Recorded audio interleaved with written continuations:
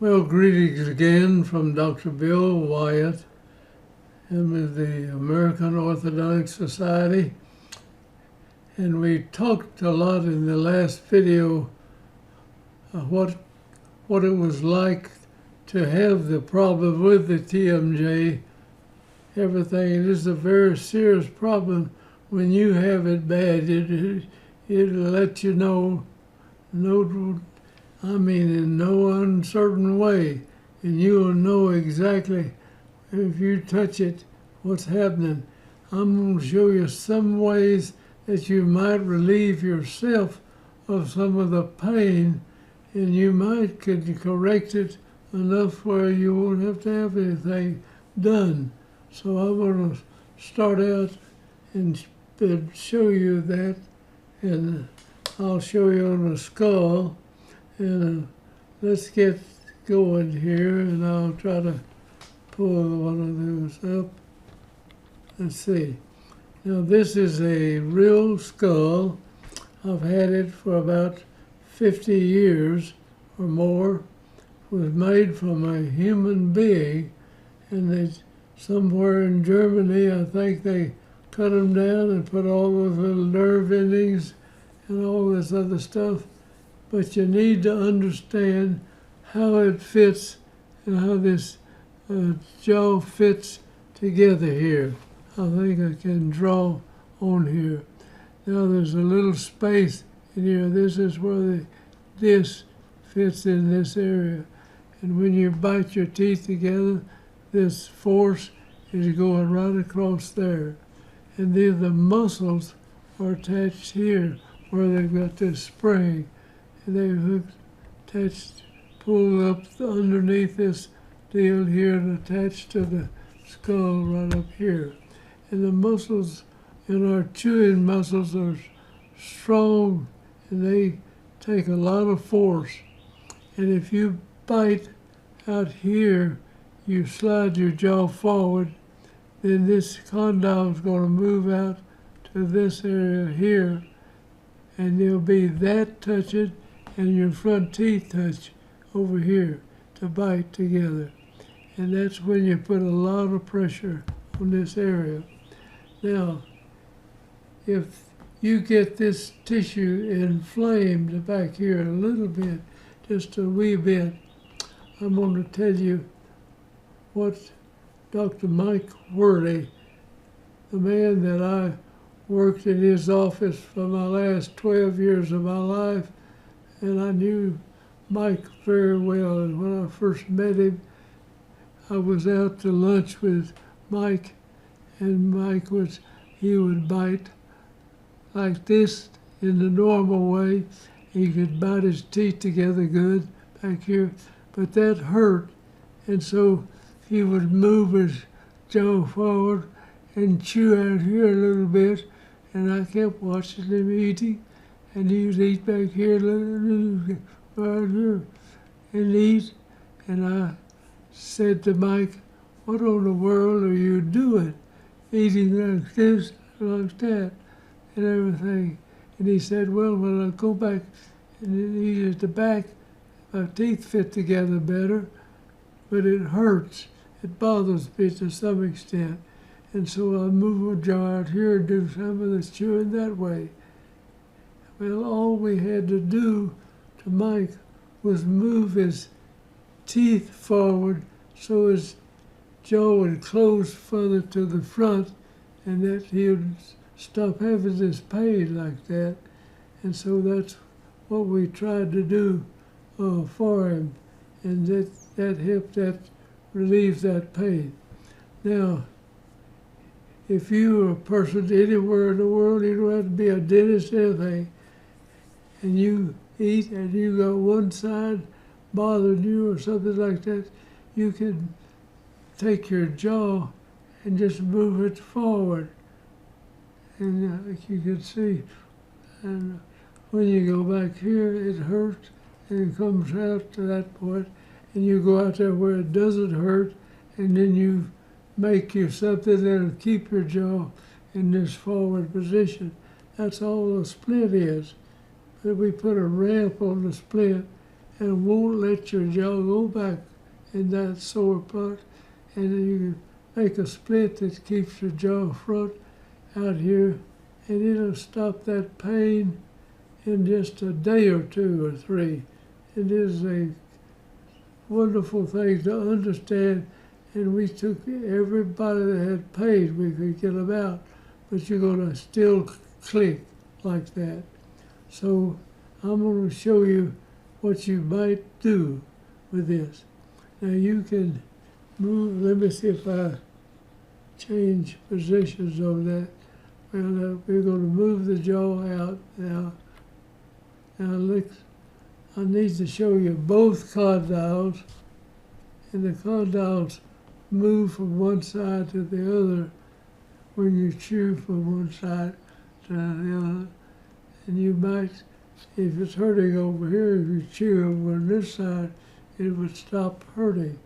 But most of the time, if you just bring your jaw to the forward position, like if you went back and you bring your jaw back and you move this condyle, say, out to here, and that allows you to have room where you're not hitting the sore area and keep it out in that position.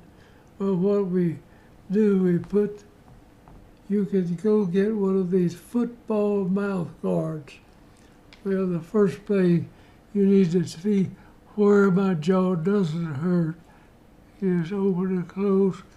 And so I pull my jaw, this is how we run and split. And you can take a marking pencil, like you have to have the condyle out here somewhere.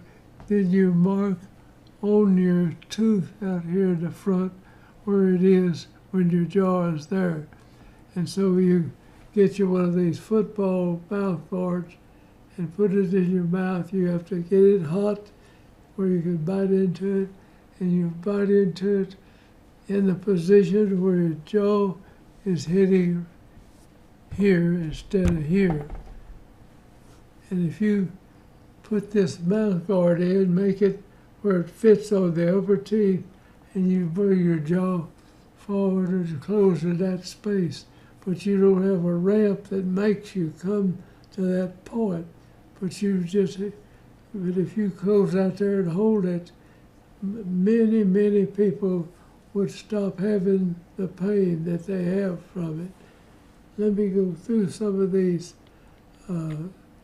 pictures, this deal.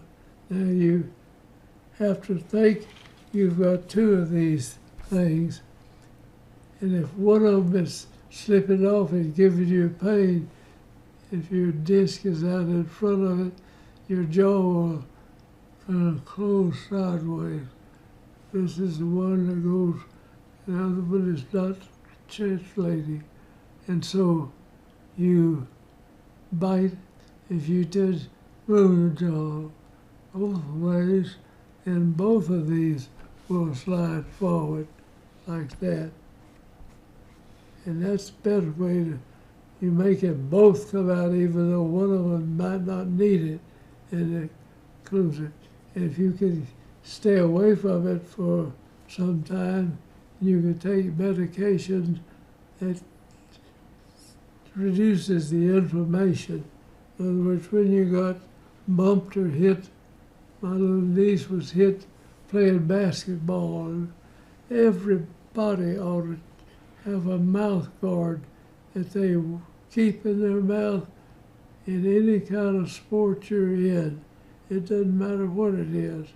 And you ought to have it where you can take it out and have it fit on the upper.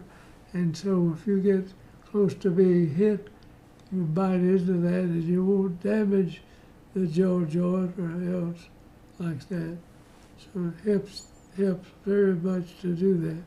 But you know where you can take these football mouth guards, heat them up, put them in your mouth, and you know where you have to close to stop that. You mark it and you bite in that same position, and you put your tracks out there and you wear that, and that helps you hold it. That may be something you could do. In other words, you understand how it stops that pain. I'm going to run through a few more pictures of that. Now this is your ear opening back here, and this is very thin tissue, and your brain is just a short ways from that too. And so if you get hit in the jaw and it jabs it up like that, it's close to your brain, and that's where a person gets knocked out sometimes and falls and like that. So anyway, these are just pictures of the jaw. Now the condyle itself is not a round ball. I never use those things and like that. They're not like your own mouth. You use the person that's hurting will tell you where it's hurting. You put your finger up there and you can figure yourself where it's hurting. It may just be one side, hopefully it is, and you bring your jaw like that and it will quit hurting, just like Dr. Worley was eating in the jaw forward like that. This is the jaw joint. And these are springs that work in the same area that your muscles work. It shows us about the condyle. And that's, if you think about this thing, think about it in 3 dimensions. You've got to see the condyles over here and over here. And if I slide my jaw sideways, this one has to come out of the socket, the other one can stay in it, and you can chew on one side of your mouth. Or if you go over there, this one comes out, this one stays in, and you bite over here, or if you bite forward, they both come out. If you go all the way out like that, in both of these condyles, you just put your finger up there, you can feel your condyles go forward, and if you keep your teeth where it doesn't hurt, you have to make a split, and you have a ramp that will make you close in this position. That's all a split is, and it has a space in between. When you bring your teeth out here, you got to have something to bite your teeth together, and that makes the force go right up through these bones and keeps it from being held by the disc itself back here. So that's what a split does. It brings your jaw out where it doesn't hurt, and then it fills in the gap back here. So you're chewing on the split rather than having the loads go up on the condyles. That's all a split does. But it takes people out of pain very quickly.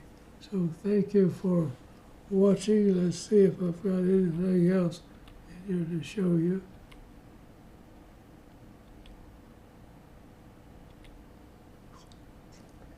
Now this is a real skull. Somebody sacrificed. You can see the wisdom teeth, the second molars, first molars, second, first, bicuspids, the cuspid, the laterals, and the central, and like that. Let me see if I've got anything else. Okay. This is what you might do if you come down with pain. Now, if you get hit in the jaw, or if someone's pulling a wisdom tooth, or taking something like that out, they put a lot of force on the jaw, and the thing may hurt for days after you get the extraction done, things like that. The jaw is just hanging on by muscles and the tendons and the jaw joint, and it's just there. So thank you for watching, and I hope you'll learn how to take care of your own temporal mandibular joint. And that doesn't matter if whether you're a dentist or not a dentist, or you're a man or you're a woman, and a child can even get hurt. And you understand what this So what it's doing, you put your fingers here, and you can actually feel it around it like that. Thank you, now I'm going to close out.